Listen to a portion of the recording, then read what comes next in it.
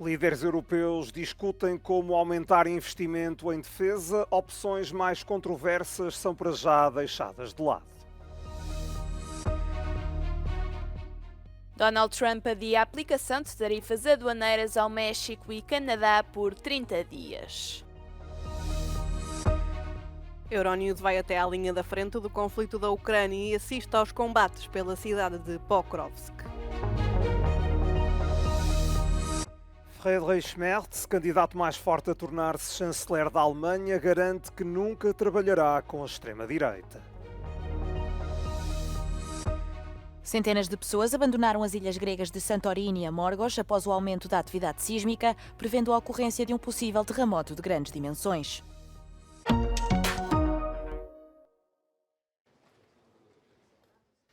A União Europeia quer aumentar as capacidades de defesa e já fez uma estimativa de quanto precisa investir. Cerca de 500 mil milhões de euros durante a próxima década.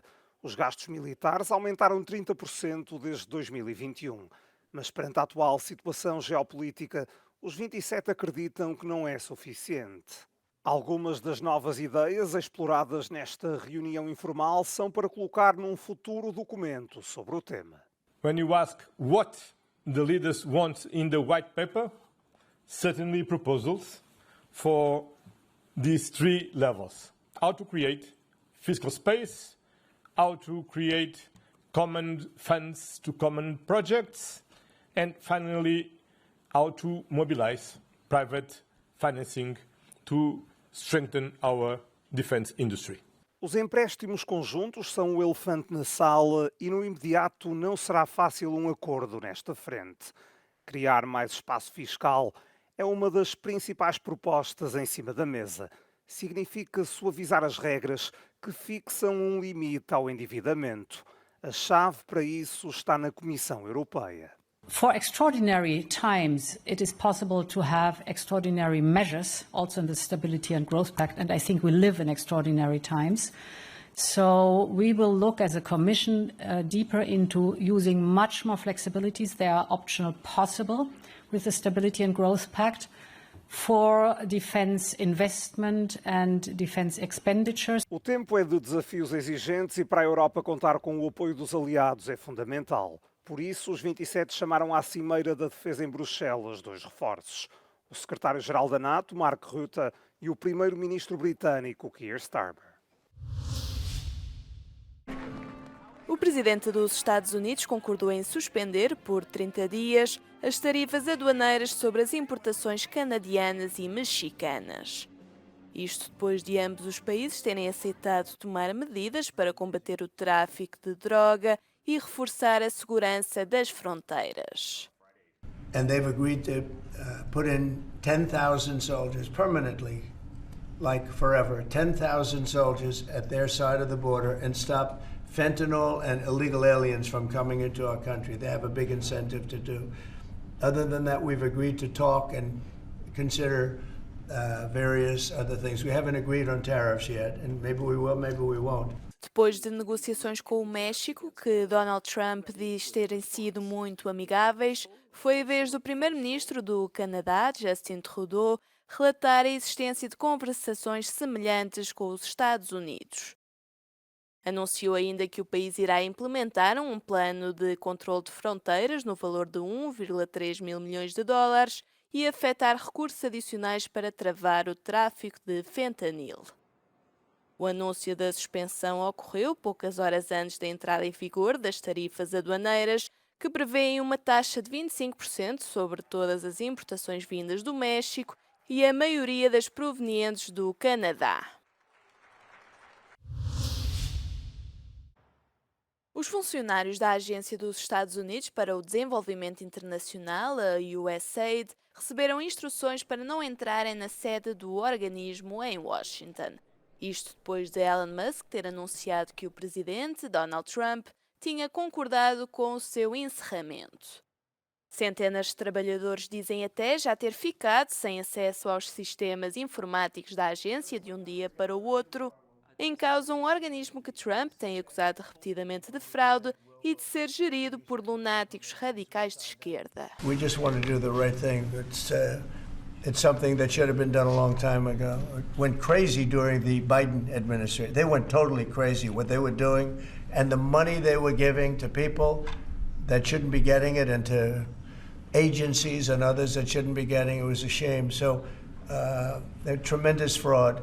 Vários manifestantes reuniram-se em frente à sede do organismo em protesto contra a medida. Já os legisladores democratas prometem atuar face a uma iniciativa que consideram ser ilegal.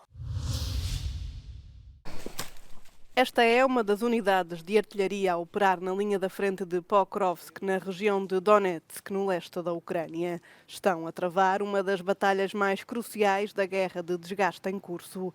Poucos minutos depois da nossa chegada, a equipa recebeu uma ordem de disparo.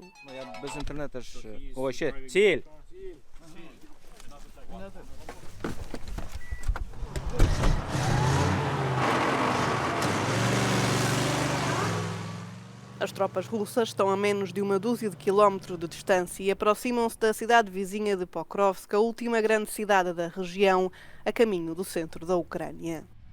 We have maximum 10 minutes to fight.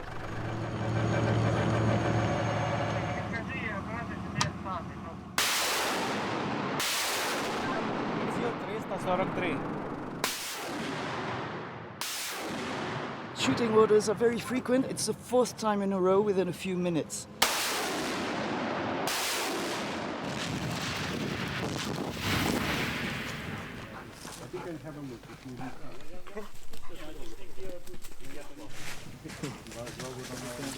So we're back at the base and the unit is relaxing just as if nothing was happening here.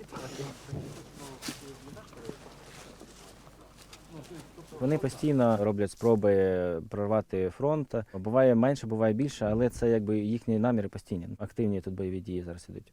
Ну, мабуть, найбільше питання – це тільки снаряди. Цілі їх би то багато, а тут питання в снарядах. Some countries are suggesting that Ukraine should let go of some territory to end this war. Я не підтримую поступки територіями. Це вже проходили двічі, і це просто відкласти надалі можливість, щоб росіяни далі пішли з новою силою. The Battle of Pokrovsk will be decisive in this war. Fears here are that if Russian troops capture or even bypass Pokrovsk, they could move further into the country and force Ukrainian troops to withdraw. The only way to mitigate this, according to Ukrainian commanders, is to cause as many Russian losses as possible. I'm Valery Goria on the Pokrovsk front for Euronews.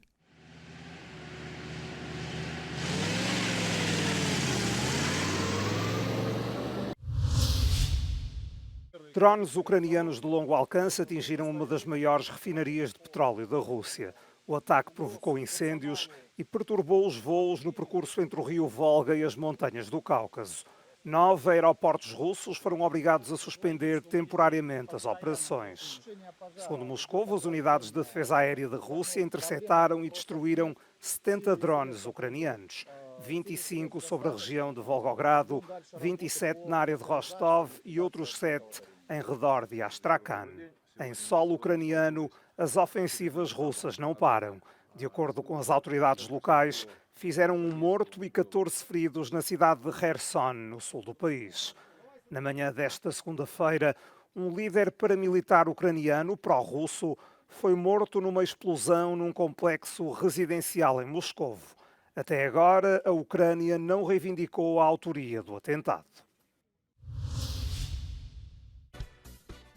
É o mais forte candidato a tornar-se o próximo chanceler da Alemanha, mas nas últimas semanas tem estado sob fogo. Acusado de proximidade em relação à direita radical, Friedrich Merz agarra-se ao cordão sanitário. Und ich kann den Wählerinnen und Wählern in Deutschland eines sehr klar und sehr deutlich versichern. Wir werden mit der Partei, die sich da Alternative für Deutschland nennt, nicht zusammenarbeiten. Vorher nicht, nachher nicht, niemals. Na semana passada, Friedrich Merz viu aprovadas no Parlamento Alemão as medidas mais duras que apresentou contra a imigração e asilo. A proposta só passou graças aos votos da AfD. Seguiram-se protestos em todo o país.